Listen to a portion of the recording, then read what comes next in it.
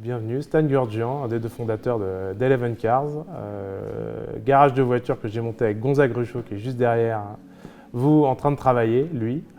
Et vous êtes ici chez nous, dans le garage, au milieu de toutes nos voitures.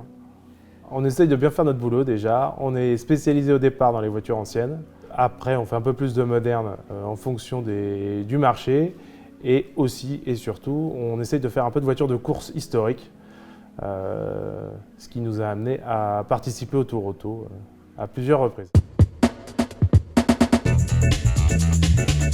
Et pour des raisons personnelles, Gonzague n'a pas pu participer à ce Tour Auto et Stan m'a gentiment appelé en me demandant si ça m'intéressait de faire le Tour Auto et j'ai sauté au plafond en disant que j'aurais été ravi de partager 5 jours le baquet et la chambre.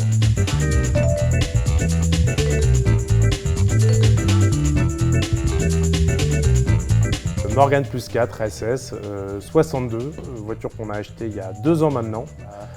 On l'a laissé brut aluminium, qui était un vrai choix de notre part, ce qui n'était pas le cas l'année dernière. Et c'est une voiture intrinsèquement sympathique. La voiture, on l'a achetée, on a dû la préparer. On a choisi cette voiture parce que pour rester dans le plateau 3 dans lequel on court, on trouvait que c'était à peu près le bon mix entre la performance et un budget qui est praticable. L'entrée du Grand Palais qui est toujours un moment un peu magique.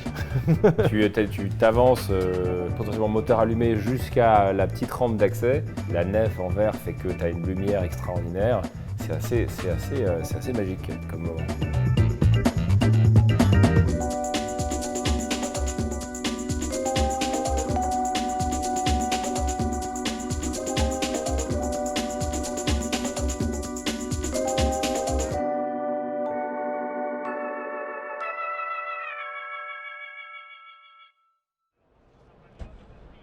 Alors le Tour Auto, historiquement, est une épreuve qui a été créée pour décider quel est le meilleur pilote de rallye ou le pilote de circuit. Parce que c'était ça historiquement.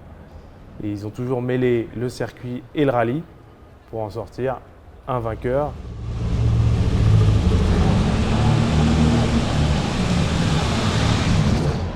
Aujourd'hui, sur un Tour Auto de 5 jours, il y a 4 épreuves sur circuit, 11 épreuves de spécial cette année.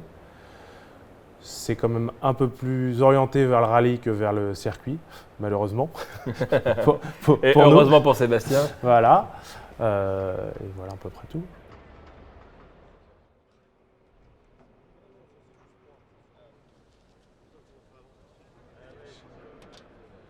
Alors je pense que c'est pas mal de rappeler d'une part qu'il y a 2 grandes catégories qui sont la régularité et la compétition.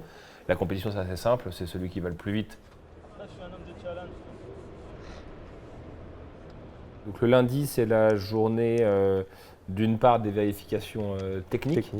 Des commissaires passent pour vérifier que techniquement ta voiture est bien aux normes pour faire le rallye, enfin la course. Elle est aux normes d'un point de vue de sécurité aujourd'hui et aux normes de son passeport, c'est-à-dire qu'elle a ses spécifications d'époque. Parce qu'on ne peut pas prendre de liberté sur les voitures de course d'aujourd'hui.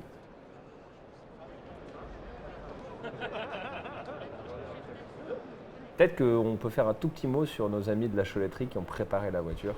La Choletterie, garage familial, on rentre dans une grande famille, très sympathique. Et si vous avez des Anglaises à préparer, je pense qu'on peut, sans stresser, recommander Pierron et Charlie. Moi, alors c'était peut-être parce que c'est mon premier Tour Auto, mais dès lundi soir, je commençais un peu à avoir la boule au ventre quand même. Il va faire chaud.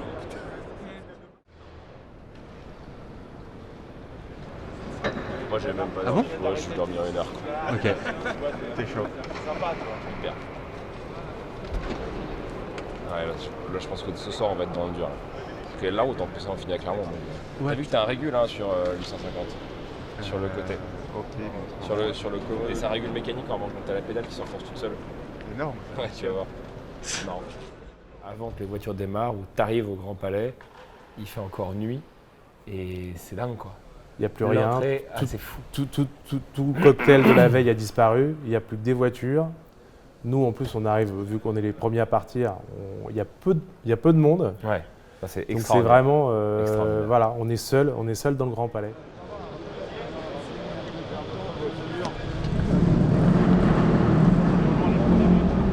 Palais. 6h00. 6h00.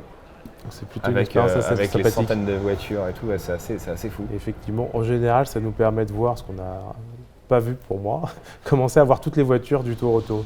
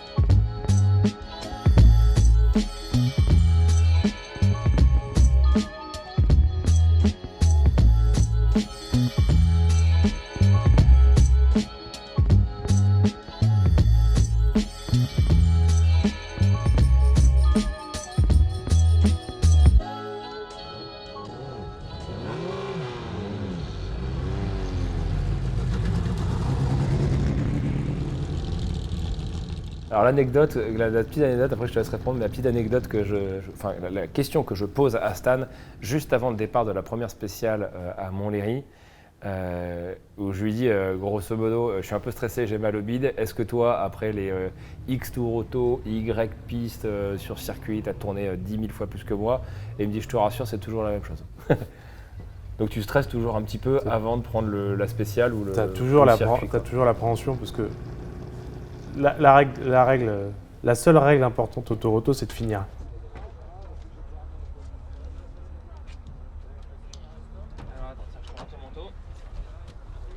Bah, c'est quand même vraiment impressionnant. Quand C'est- tu le fais pour la première fois, tu fermes les yeux en faisant vraiment confiance à ton pilote. Parce que moi, je ne faisais aucune épreuve chronométrée du coup, donc moi j'étais copilote à chaque fois. Et autant Montlhéry, si tu te plantes, c'est pas trop grave. Autant il y avait des spéciales où ça aurait pu être beaucoup plus embêtant. Mais la première, ouais, tu te dis qu'il faut faire confiance au mec qui tient le volant et j'avais une confiance absolue.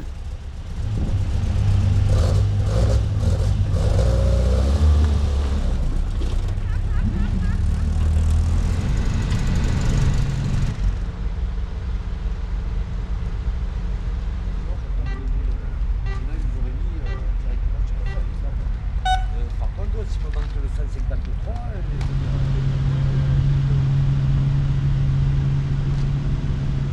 alors, confort.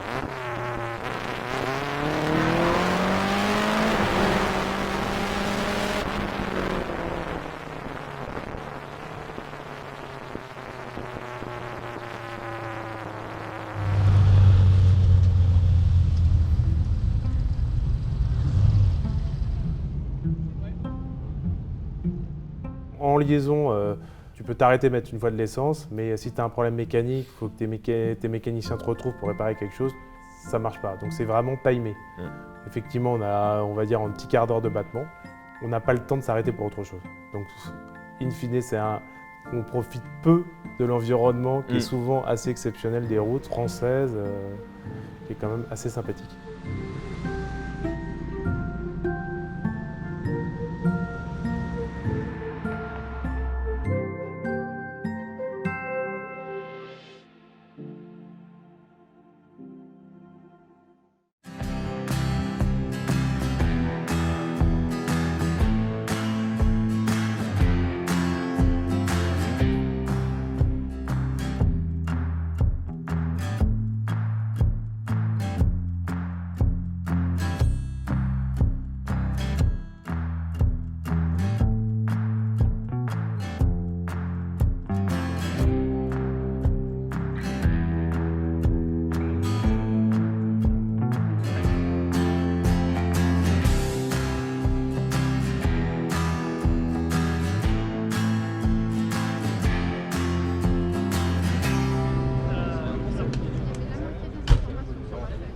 ta position, c'est la spéciale. Oui.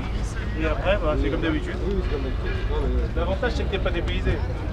Ça, heureusement que t'es là. Qu'est-ce que c'est que ce montage?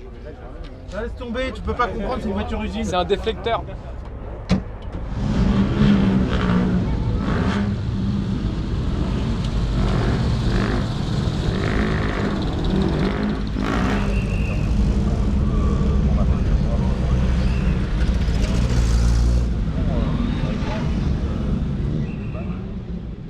Le tout petit détail, c'est qu'au tout début dans la voiture, Stan me dit on va avoir un concurrent vraiment sur notre plateau, c'est Sébastien Berchon qui avait la Île est Noire.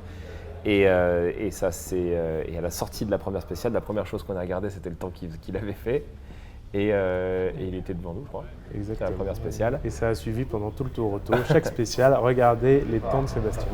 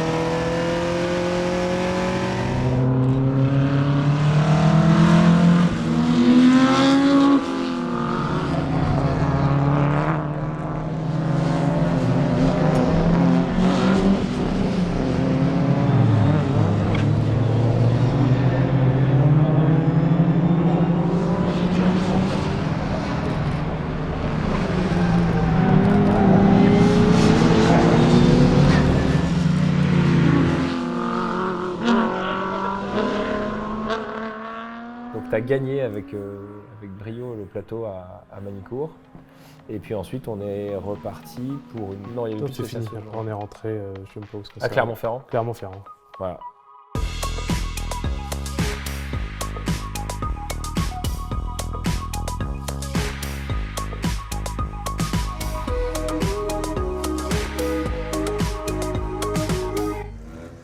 Et là, la petite parenthèse aussi, c'est que moi, c'était mon premier parc fermé le soir des tapes. Tu vois, tu arrives sur le parc fermé, la première chose, c'est que tu vas chercher des bières un peu pour les copains, les mécanos se mettent à bosser sur les voitures. C'est un peu féerique. Bon, il a été très très bon sur le circuit. Du coup, sur notre plateau, je pense qu'on est premier du plateau. Voilà. À la générale, enfin au général, pardon. On doit être 16e. Et top 5. Et on va faire attention. Voilà, objectif Minavo c'est top 5, mais ça il faut confier à Stade.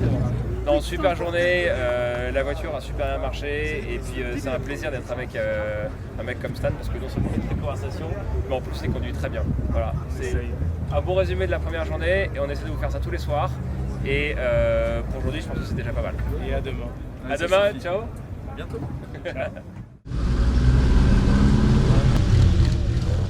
Charade. Vraiment un circuit canon qui demande à être bossé et qui demande à connaître pour aller vite. Parce que les murs sont proches et il y a beaucoup de dénivelé. C'est un très beau circuit.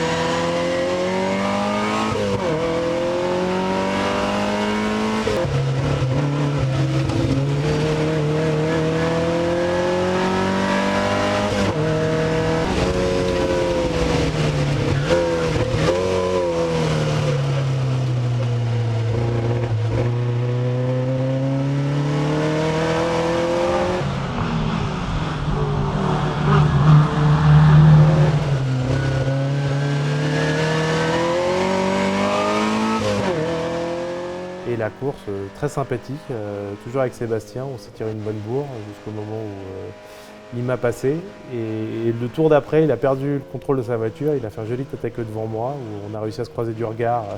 Il est devant moi, je le vois dans un pif-paf droite-gauche où il prend le premier virage à droite, il perd la voiture, je le vois partir glisser et là je me dis bon c'est un peu ma chance pour rattraper un peu de temps parce que je sentais qu'il allait jardiner un tout petit peu et donc moi, je me pose pas trop de questions.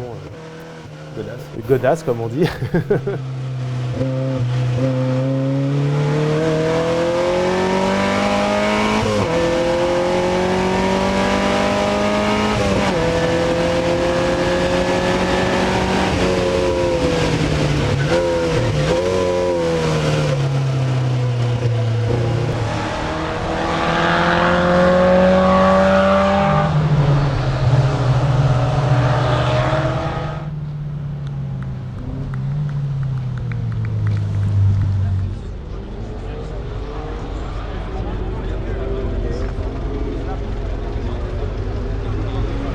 C'est ça qui est agréable.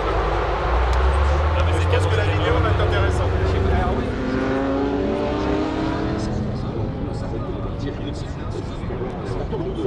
GTS, Carrera GTS de Jean-Marc Mussoni à 209.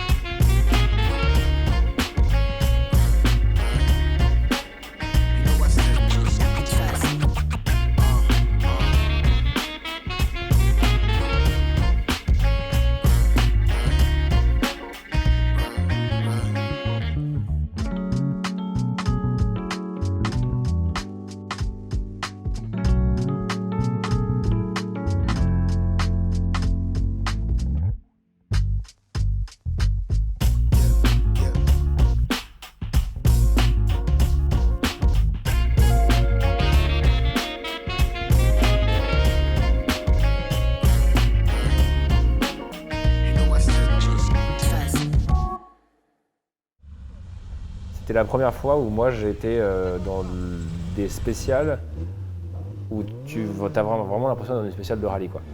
T'as des graviers, la voiture tape, les voitures tapent par terre régulièrement, tu roules fort, tu freines fort. Un peu plus tard, donc pas la première, mais ça va être la deuxième ou la troisième, tu as quand même des moments vraiment à l'aveugle, tu as des moments, c'était le jour d'après, où tu commences à vraiment avoir des petits précipices et tout, donc là ça commence à être un peu sérieux là.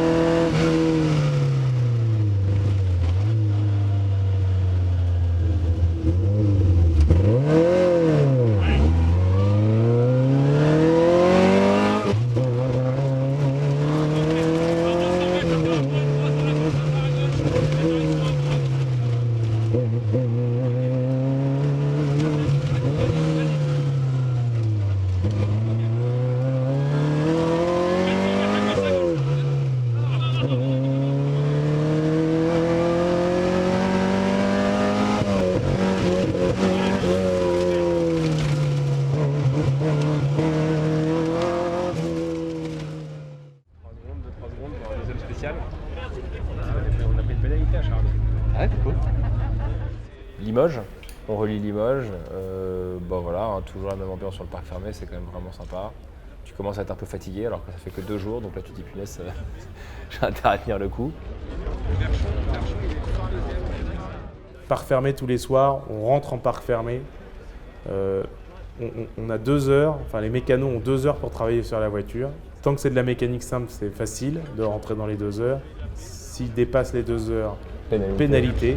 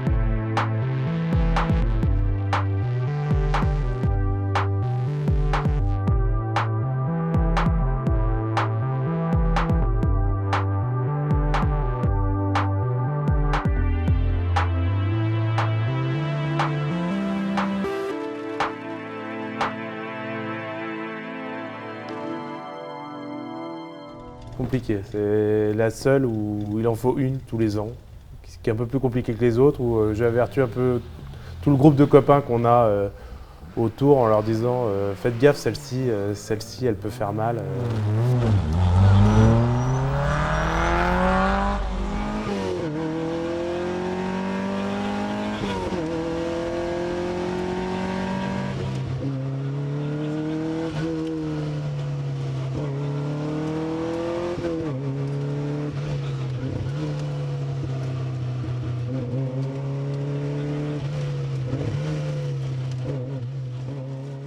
Première spéciale où il y avait une épingle un tout petit peu serrée. Et bon, de temps en temps, c'est un peu trop serré. Et là, on allait vérifier la solidité de la voiture. En s'arrêtant sur le talus. Et du talus en face. En s'arrêtant sur le talus, mais sans casse, sans bobo. Voilà. Bon, on est reparti. Et on est reparti. Mais on a dû perdre. Toujours, en prenant une petite 30 secondes de Sébastien.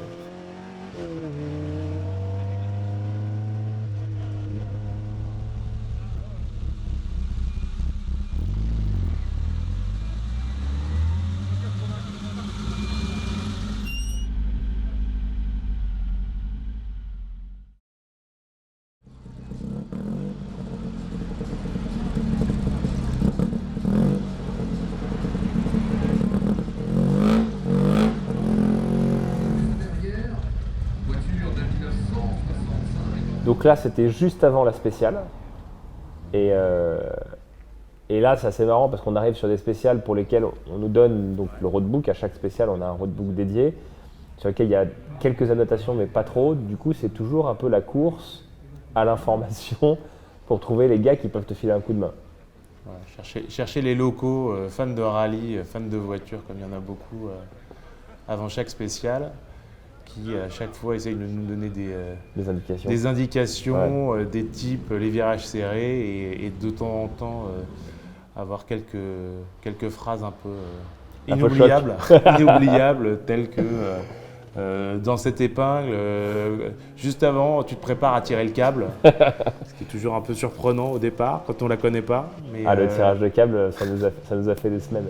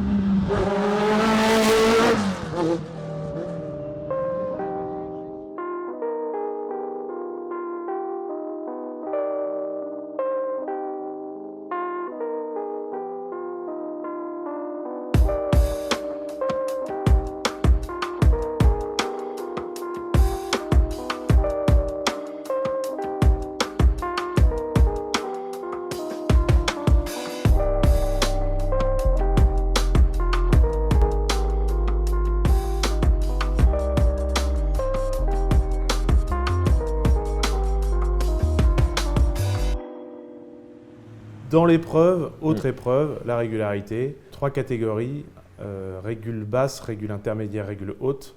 une vitesse moyenne à respecter lors de la spéciale. Ouais, donnant en temps.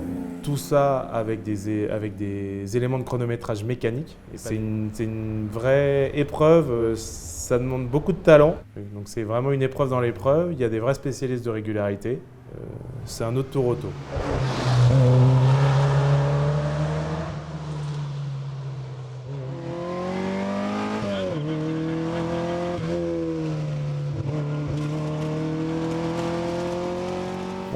Spécial toujours compliqué, spécial de rallye, surtout dans ce type d'orga donc, où on n'a pas de reconnaissance. On nous donne un roadbook qui est plutôt très synthétique, donc peut-être 15 annotations sur une spéciale de 8 ou 10 km, donc en fait c'est très light. Ouais. Grosso modo, c'est entre 10 et 15 km. Entre 8 et 12. Entre 8 et 12. Et c'est 8 minutes quoi. Ouais. À peu près. C'est un peu d'informations de son copilote avec les infos qu'il a et surtout beaucoup de pilotage à vue, donc c'est pas toujours simple parce qu'il y a quelques pièges qu'on n'a pas toujours vus.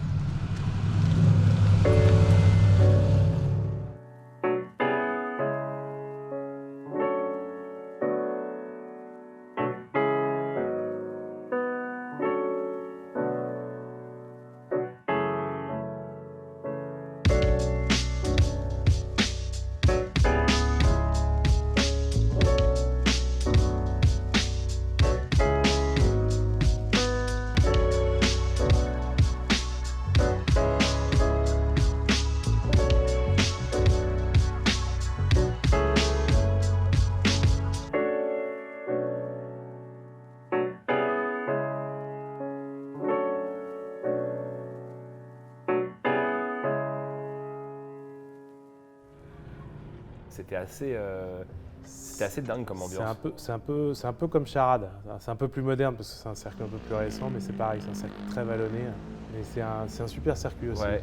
Et ce qui est très sympa, c'est que tu as donc accès au toit du paddock et en fait tu as vue sur l'intégralité du circuit.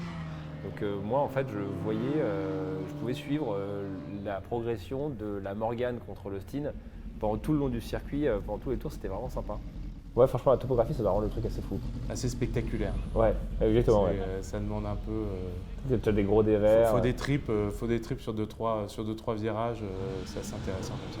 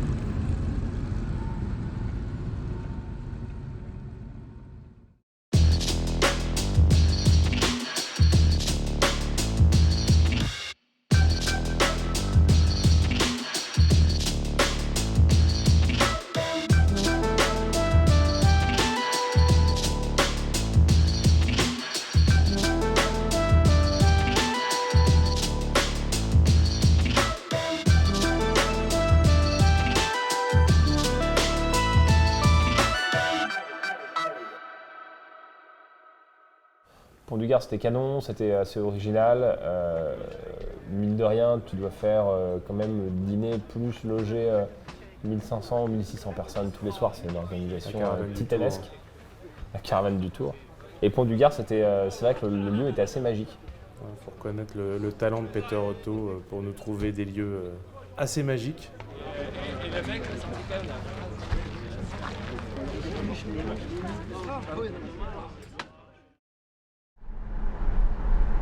Ouais, c'est quoi ce message? Franchement, c'est une des routes les plus belles que j'ai jamais faites. C'est des beaux C'était endroits. extraordinaire cette route. Et encore une fois, l'organisation a quand même un certain talent à trouver des routes. Ouais. C'est ce qui rend aussi toutes les liaisons et tout sympa, hein, c'est que tu traverses des paysages qui sont quand même vraiment, vraiment magnifiques. Tu roules pas très vite. Résultat, tu arrives un peu à profiter des routes et du paysage.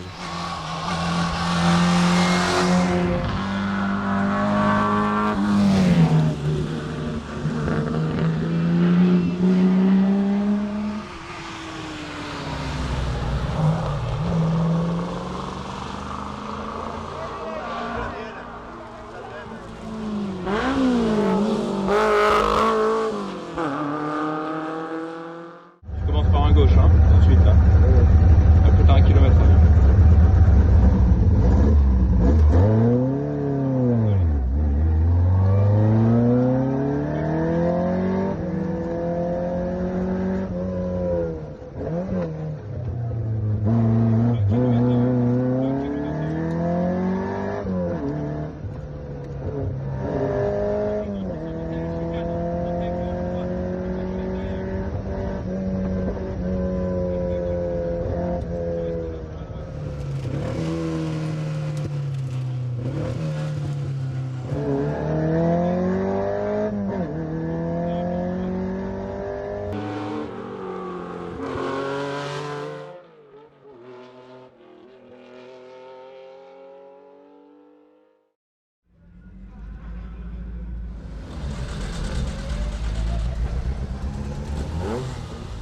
Ouais, c'était assez magique, Ricard, quand même.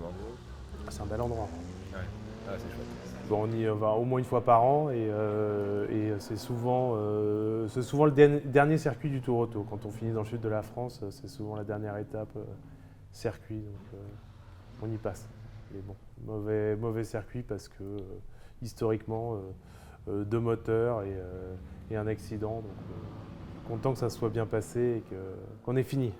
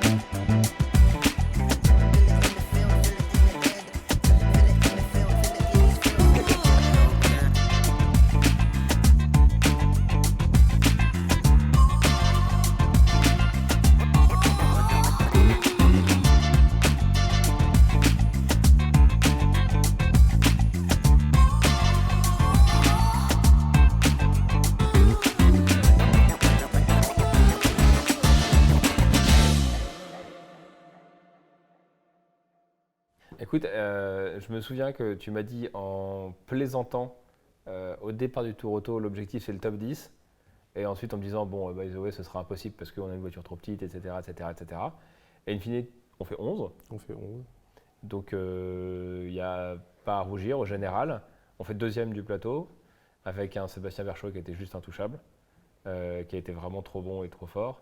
Mais tu as bien roulé. Hein. Moi, j'ai en fait aucune épreuve chronométrée, j'ai aucun mérite, mais toi, tu as quand même bien avoiné et c'était sympa, tu vois, au-delà de découvrir le tour auto, l'ambiance, le public, les voitures, etc., d'avoir un petit esprit de compète, c'était quand même vraiment... C'est marrant, quoi, tu vois, ça donne du piment, c'est vraiment cool. C'est important. Ouais. Donc voilà, c'était une expérience de fou, quoi. Moi, j'ai trop kiffé, c'était génial. Un bon tour auto, deuxième tour auto où on n'a aucune emmerde. Tout s'est bien passé. Donc 11e au général. Dans l'absolu, content parce que voilà, un peu déçu parce qu'effectivement j'aurais préféré faire rentrer dans le top 10. Bon, on va dire que je suis moyennement déçu aussi de l'autre côté parce que le mec devant moi s'appelle Thierry Boutsen et qu'il était pilote de Formule 1, donc on va considérer qu'il va plus vite que moi. Ça c'est pour l'anecdote. Mais non, on attend l'année prochaine avec impatience, en espérant que ça soit encore mieux et encore plus vite et qu'on a réussi à rentrer dans le top 10.